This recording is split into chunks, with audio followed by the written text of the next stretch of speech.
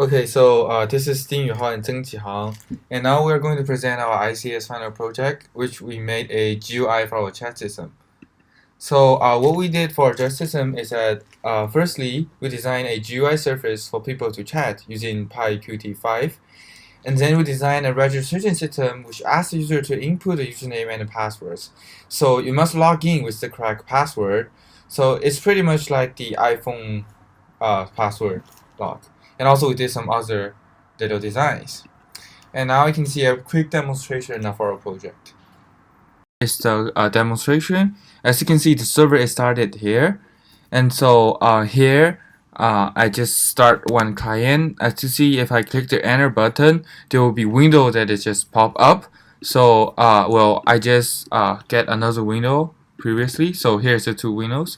So what you first need to do in our program is that you need to register. So you need to input a username and then you input a password, and then when you input it, you'll see that the registration is successful. So let's just register two clients here, and with the same password 1234. It doesn't really matter.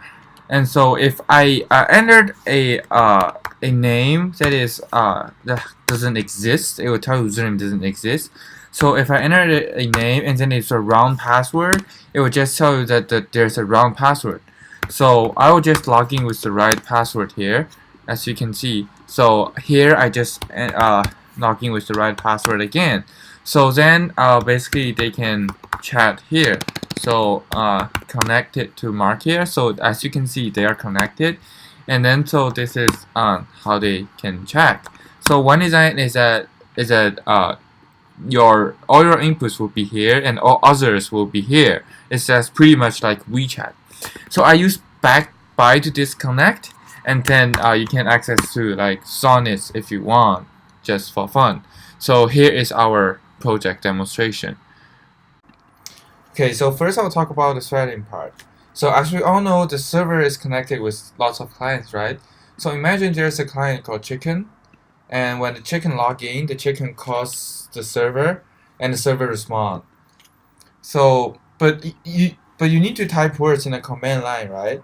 So we found out that there's a reading thread inside our program which reads from the command line and then tell our client what we have typed, and then they correspond.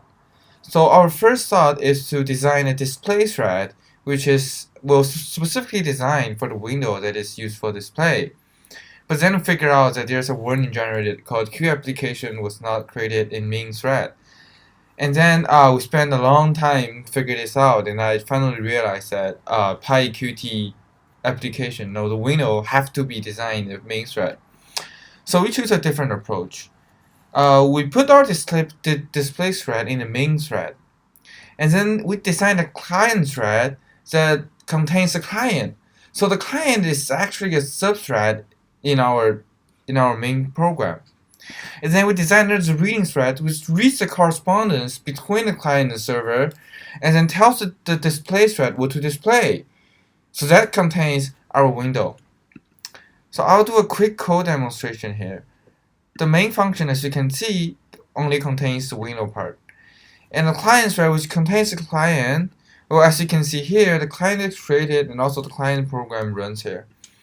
And finally, we have a reading thread, which reads system message and read chat messages and tell the system what to display. I was mainly doing the GUI part of the chat system, and the software we use is Qt. So we actually imported PyQt5 from the library, and so we built our subclasses, which are inherited from QDialog, one of the module under QWidgets, to build our login window and also the main window.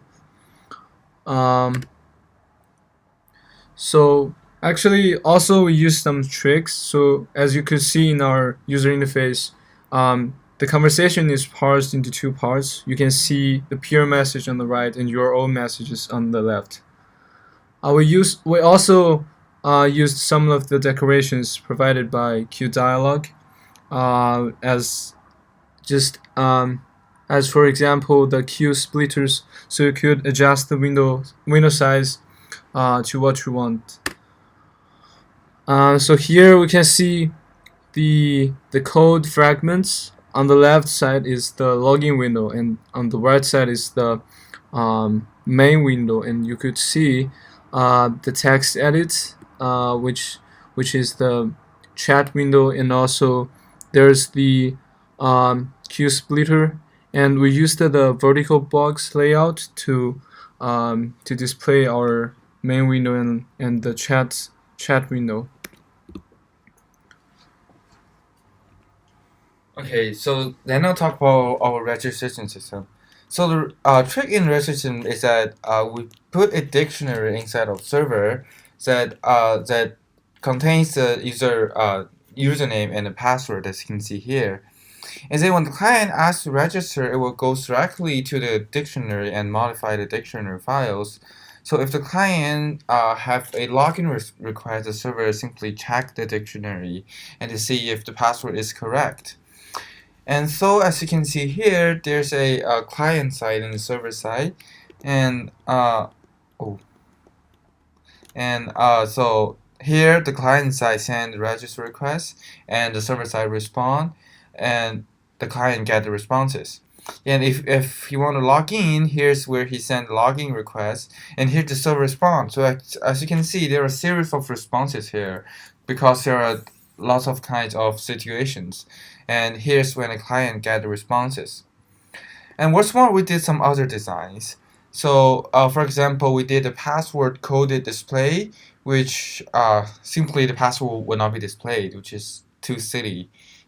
And we also did a anti-password testing, which if you enter the password more than 5 times wrong, it will you will be locked for 30 seconds, and it will display how many seconds left. So it's pretty much like the iPhone anti-password testing thing. So the thing we use here is that we remember the time that it can be unlocked, and then we use a concept of absolute time, which is complex that simply convert time into an int. So it's really easy for us to do calculations, and well, that's the trick. We are indeed very satisfied with the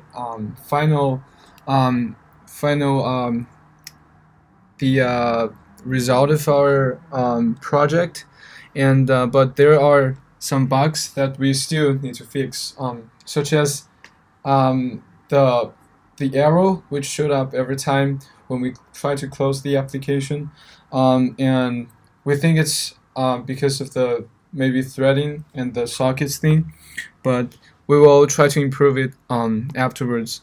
But after all, I think we did a very good project, and we really enjoyed our work. Thank you for your lesson.